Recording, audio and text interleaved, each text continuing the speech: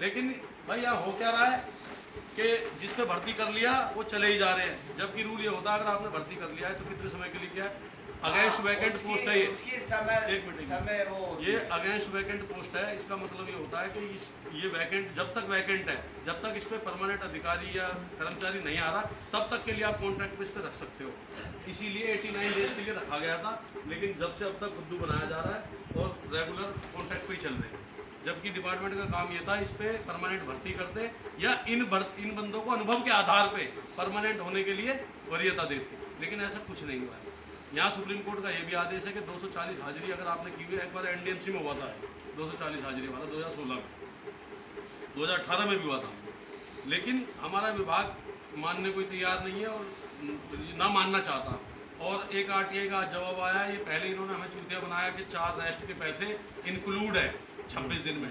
ऐसा कुछ नहीं है, क्योंकि आपको जो तनख्वाह मिल रही है 26 दिन की वो मिनिमम वेज पे मिल रही है, उसका एक्स्ट्रा कुछ नहीं दिया जा रहा। अगर ये उसका एक्स्ट्रा ये 1500 रुपये, उसके अलावा ये 1500 रुपये जो आपको इंसेंटिव पे देते हैं ना, वो आपके कार्य आपसे ज़्यादा काम कराने के चक्कर में देते हैं, ना कि वो मिनिमम वेज में इंक्लूड है, ना वो रेस्ट में। तो 4 रेस्ट का जो पैसा है ना, जो अब तक हमें पागल बनाया गया था, कैलकुलेशन दे दी यहाँ से जोड़ के यहाँ घटा के तुम्हारे पूरे इसी में आ रहे हैं, तो ऐसा नहीं है। अब उसके लिए जो केस जो राउज एवेन्यू आ रहा है ना, उसमें सबसे पहले मतलब पहला सुनवाई इसी बात को होगी कि इनके रेस्ट के पैसे कहाँ हैं। और दूसरी चीज़ भाई, वो 240 वाले उसके लिए हमने ड्राफ्टिंग तैयार कर ली है। अब काम ये रह गया कि जो कर्मचारी, एक चीज़ मैं बता दूं भाई, हमारी यूनियन है डीटीसी कर्मचारी एकता यूनियन, ट्रेड यूनियन है, रजिस्टर्ड यूनियन है, और केवल कॉन्ट्रैक्ट के कर्मचारी हैं उसमें, लेकिन कुछ परमानेंट कर्मचारी भी हैं, लेकिन उनका वो रोल नहीं है, सारा रोल है कर्मचारी, कॉन्ट्रैक्ट कर्मचारियों का, क्योंकि भाई कॉन्ट्रैक्ट के कर्मचारियों के साथ ही शोषण हो रहा है, परमानेंट वाले तो जैसे तैसे ले ही लेते हैं। तो अब कुल मिला के बात ये रह गई कि भाई हमने जो संविधान बनाया है या जो संविधान होता है ट्रेड यूनियन का, उसमें सबसे पहला वर्ड ये है कि हम जिसको भी सदस्य बना चुके हैं, हम उसके फेवर में कहीं भी खड़े हो सकते हैं। फेवर में तो हम, जो हमारा नहीं है सदस्य उसके लिए भी आएंगे। यहाँ कैंटीन क्यों नहीं है, पानी का ये जो है गंदा पानी आता है, आरओ नहीं है, वाटर कूलर नहीं है, कूलर चालू नहीं है, तो इन सुविधाओं के लिए हम सबके लिए लड़ सकते हैं। लेकिन हम कोर्ट में जब जा रहे हैं किसी बड़े मुद्दे को लेके, तो हम वहाँ पे उन्हीं का पक्ष रख सकते हैं जो हमारे सदस्य हैं। तो भाई इसलिए परफॉर्मा हम भरवा भी रहे और सदस्य बना भी रहे। जो नहीं है सदस्य, परफॉर्मा भरना चाहता है तो वो सदस्यता ले ले। सदस्यता 340 रुपये की है, और जो बंदा इतना अफोर्ड नहीं कर सकता, उसे लगता हो कि भाई मैं अपने लिए, अपने अधिकार के लिए 340 रुपये नहीं दे सकता, तो वह 20 रुपये महीने के हिसाब से 6 महीने का होता है 120 रुपये, 50 रुपये सब्सक्रिप्शन के होते हैं 170 रुपये, या 120 देना चाहे 170 देना चाहे, वो उसकी इच्छा के ऊपर है, 6 महीने में दे या साल भर के दे।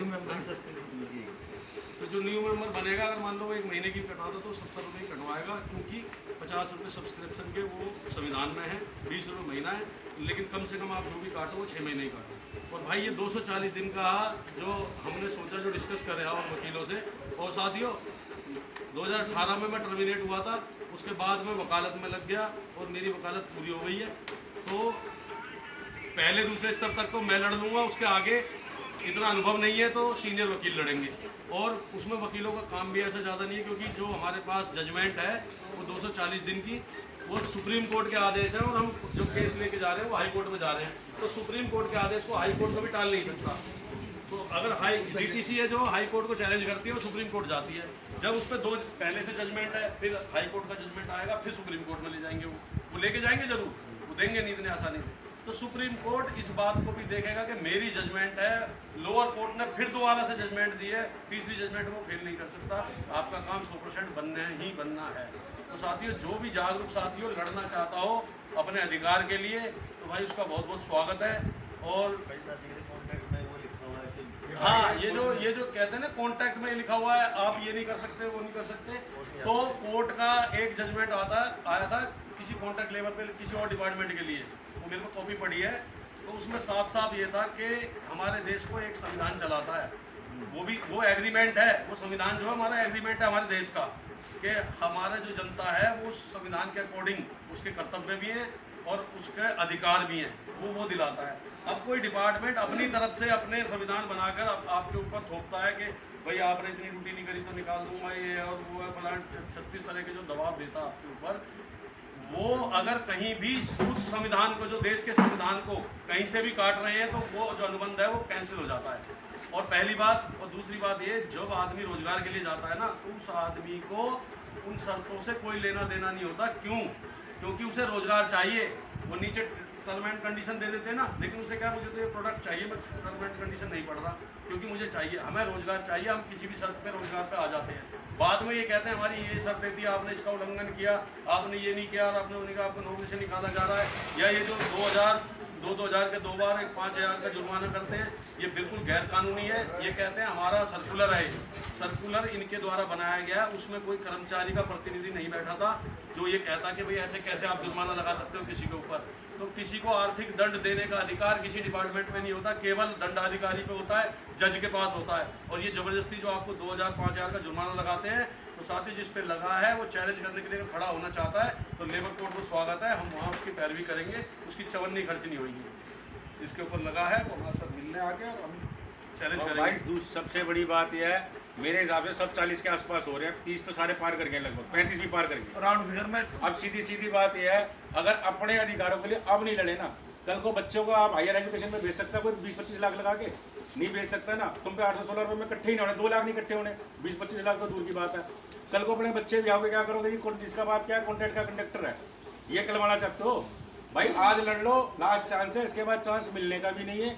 और अपना पे बाकी ऐसी जिंदगी काटने तो ऐसी काटते हो जिसको काट, ठीक है भाई। और साथियों, जिसको ये डर लगता हो, यार देखो मैं अपना पर्सनल अनुभव बता रहा हूँ कि जिसको ये डर लगता हो कि इसके बाद लोग आगे कहते हैं हमें कोई बाहर 10,000 में नहीं रखेगा, यहाँ से ज़्यादा ना 3-3 गुना कमा रहे। जो 2018 में यहाँ से निकले थे ना, जो हमसे पूछते थे भाई यार क्या करूँ क्या, वो भाई साहब इतनी मोटी तनख्वाह ले रहे हैं ना कि हमें भी सोचते में लगता है यार किसी ने हमें बताया, हमने बताया रास्ता, उनके साथ ही चले जाते। तो इस बात से आपको डरना नहीं चाहिए कि ये नौकरी चली जाएगी। जो ये सोच के चलता है ना कि मैं लड़ूंगा, उसी को नहीं छेड़ता कोई डिपार्टमेंट। जो चुपचाप सहता जाता है, उसे जो कहते हैं ना गरीब है दबाते जाते दबा, जो आता है वही दबा देता है। तो भैया अपने अधिकार के लिए खड़ा होना सीखो, और अब नहीं सीखोगे तो कब सीखोगे? उम्र का जो मेन पड़ाव था ना 40 साल का, सब उसके आसपास है। अरे सबसे एक बात और है भाई, तुम्हारी जिंदगी परमानेंट नहीं है। नौकरी के पीछे तो अब लड़ोगे नहीं तो क्या करोगे? कम से कम इस कुछ तो ले लो, भागते भूलते लंगोटा ही पकड़ लो। जिंदगी पक्की नहीं है नहीं, आप जिंदगी ये पक्की नहीं है। एक चीज बताओ, आप लोगों को इतना तो पता होगा जो परमानेंट कर्मचारी है उनको चाइल्ड एजुकेशन अनाउंस मिलता है, उनकी सैलरी भी बहुत बढ़िया है। बहुत बढ़िया नहीं है? आपको एक चीज बताऊं, उनको भी जो सैलरी मिलती है ना, वो उस स्टेट के महंगाई भत्ते के अनुसार मिलती है कि इसमें इतनी महंगाई दर है तो इतनी तनख्वाह कम से कम होनी चाहिए, उन्हें वो कम से कम मिलती है। आप लगाओ आप किस लेवल पे हो कि आप उसके भी 3-4 गुना नीचे हो। चाइल्ड एजुकेशन अनाउंस आपको नहीं मिलता, क्या आपके बच्चों का अधिकार नहीं है पढ़ने का?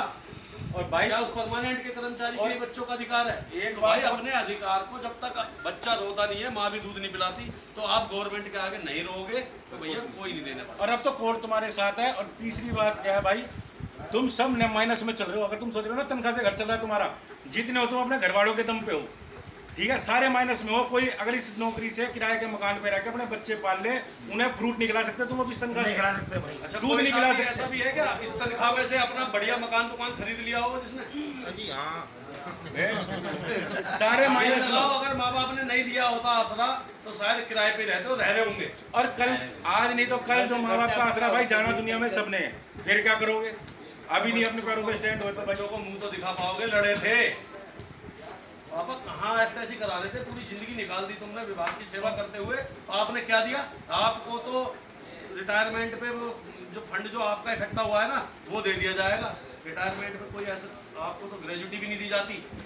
आपको पता है एक जहाँ 5-7 आदमी भी काम करते हैं ना, वो डिपार्टमेंट या वो दुकान भी ग्रेजुटी देता है। अगर कोई प्राइवेट आदमी ग्रेजुटी नहीं देता ना, तो रिटायरमेंट जब करता है तो 2-4-5 लाख रुपए हाथ में रखता है। आपको तो काम करते हुए ग्रेजुटी नहीं है, इससे बड़ी लानत कोई हो नहीं सकती कि आपको ग्रेजुटी नहीं है, जबकि ग्रेजुटी पूरे देश में प्रत्येक कर्मचारी का अधिकार है। तो अब तक कोई ग्रेजुटी लेने वाला खड़ा नहीं हुआ डीटीसी से, और मैं इसलिए नहीं ले रहा हूँ क्योंकि मेरा उधार है डीटीसी पे, और जब तक मेरा उधार नहीं चुकता होगा मैं डीटीसी का जमाई हूँ। वो कह रही थी मुझसे सीजीएम कि अब तो आप एडवोकेट हो गए, अब तो आप इसे छोड़ दो। मैंने कहा एडवोकेट बनाया मुझे डीटीसी ने कानून के द्वारा डंडा करने के लिए, मैं डंडा यही करूँगा, कहीं और नहीं जाने वाला। तो तो मेरे भाई ग्रेजुएटी नहीं मांगी आज तक किसी ने डीटीसी के बंदे ने। मैंने खूब कह के बुलाया, किसी को ग्रेजुएटी चाहिए तो आ जाओ, सारा खर्चा मैं कर रहा हूँ, मैं दिवाऊंगा, खड़ा तो हो।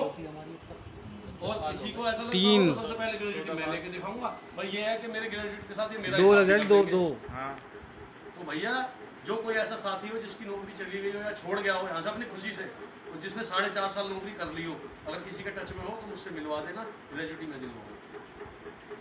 70-80 हज़ार रुपये बनेगी कम से कम ग्रेजुएटी उसकी जिसने 5 साल 4.5 साल नौकरी करी है, और आपकी तो 14 साल होने जा रही है। राउंड फिगर में तो कहाँ पहुँच रही होगी राउंड फिगर में भाई बारी आपको एक लेकिन मिलती जब ही है, या तो आपको नौकरी से निकाल दिया गया हो, या आपने छोड़ दिया हो, या आप रिटायर हो गए, मतलब नौकरी नहीं कर रहे हो। 740 को करते फोन अंधे को। हाँ तो उसे तो करूँगा। हाँ अच्छा हाँ, अंधे को बोल देना मेरे से मिल लेगा, मिल लूँगा। चलो जय हिंद जय भारत।